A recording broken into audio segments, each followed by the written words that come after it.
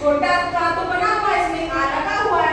अब हमने बड़े आ की मात्रा यहाँ पर इस वाले आ में लगाते हैं। चलो इसमें मात्रा लगाते हैं, तभी तो आप सीखेंगे। हमने यहाँ पर ये छोटा है, इसमें स्वतः छुपा हुआ है, और ये बड़ा आ का मात्रा यहाँ बना हुआ है, स्वरों से बना है मात्रा, इसको हम इस पर लगाते हैं। तो ये क्या हो गया? कप का। क्या हो गया? कप का। ठीक है। अब छोटी ई की मात्रा लगा देते हैं, किक। अब इस पर लगा देते हैं बड़ी किक की। कुक रीर का बनाया, उस पर क्रा के रीर की मात्रा हो गई। कुक हो गया के कै को कौ। देखो सारी मात्रा लगा है। कंक का हो गया। सारी मात्राएं लगा दी हमने इस पर। इनको लगाएंगे तो पढ़ने में असुविधा होगी, पढ़ने में असुविधा होगी। तो इनका जो चिन्ह रूप है मात्रा, इनसे एक शॉर्ट चिन्ह बना दिया गया, तो मात्रा कहेगी। उस चिन्ह को जब लगाते हैं तो व्यंजन को पढ़ने में आपको आसानी होती है। क्या होती है? आसानी होती है।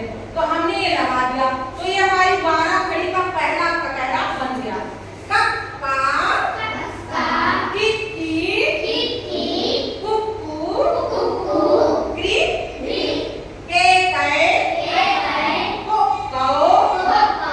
कंक, कहा। इसी तरह खा खा पे लगाते हैं। खा हमने खा बना दिया, खा, फिर हमने खा बना दिया, फिर हमने खा बना दिया। अब इस खा पर लगा के बोलो, सभी लोग बोलो। खक्खा, किक्की, कुक्कू, खेखै, हो खौ, खंखा। हमने खा बना दिए। देखो अब इस पर लगा देते हैं आ की मात्रा, इस पर लगा देते हैं छोटी की मात्रा, इस पर लगा देते हैं बड़ी की, फिर छोटे ओ की, बड़े ओ की, और एक खा बना दिया, इस पर हमने लगा दिया क्र, है। फिर हमने इस पर लगा दिए खे, खै, हो, खौ और खं, खहा। ऐसे कटहरा करना है, वरना नहीं करना कटहरा। देखिए कक्का, किक्की, कुक्कू, केकै, को कौ, कंक कहा। बन गया, सिंपल बन गया।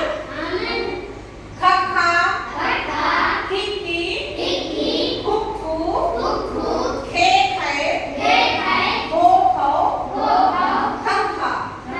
इसी अगले वर्ड पे करा लो, अगले व्यंजन पे का खा गा पे लगा दो, सारी गा पे लगा दो।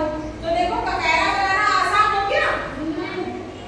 अगर स्वरों को लगा देंगे तो कठिन लगेगा पढ़ने में, और उन्हीं से बने चिन्ह जो है मात्रा, उनको लगा देंगे तो आपको पढ़ने में आसान होगा। और इन्हीं को जब हम लगाते हैं तो मात्रा से बने शब्द हो जाते हैं। अब जैसे हमने का एक का लिया, हमने इसमें कोई मात्रा नहीं ली, का और ला ले लिया, तो ये क्या हो गया? बिना मात्रा का शब्द हो गया। इसमें मात्रा करें तो ये क्या लिखा है? बोलो क्या लिखा है? कल। ये क्या लिखा है? कल। अब इसी पर हम मात्राएं लगाते हैं। हमने एक बना के कल लिखा, हमने क्या लिखा है? कल। का और ला लिखा है। अब हम इस पर छोटी ई की मात्रा लगाते हैं की, और इस पे बनाना लगाते हैं बड़े आ की, तो मिला देते क्या हो गया? किला। क्या हो गया? कल को हमने किला में बदल दिया, तो ये क्या बन गया? सार्थक शब्द बन गया। क्या बन गया? सार्थक शब्द माने होता है उसका कोई रूप दिखाई पड़ता हो। अब जैसे एक कल था, कल माने दिन होता है, बीता हुआ दिन होता है और आगे वाला दिन होता है। एक कल बीत गया, एक कल आने वाला है, तो वो दिखता नहीं है। बीता हुआ भी तो देखा है, लेकिन आने वाला नहीं दिखा है। अब उसी से हमने एक शब्द बनाया किला। किला आपने देखे?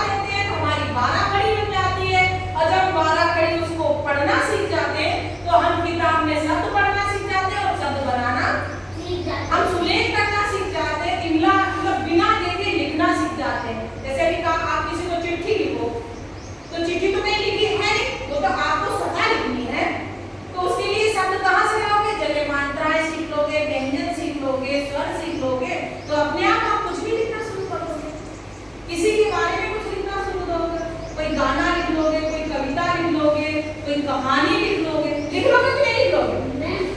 आई बात समझ में? तो इसकी जो परिभाषा है उसे सुन लो। स्वरों का प्रयोग,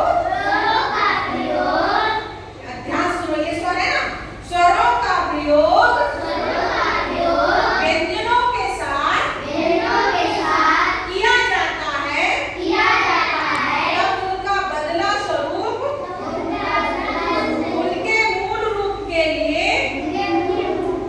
चिन्हों का प्रयोग किया जाता है। यही चिन्ह मात्रा कहलाते हैं। आए ना समझ? और आ को छोड़कर, ये क्या है? आ को छोड़कर सभी स्वरों की मात्रा होती है और आ सभी व्यंजनों में छुपा हुआ आता है। Very good. क्या आता है? आ सभी व्यंजनों में आता है। आ गई बात समझ में?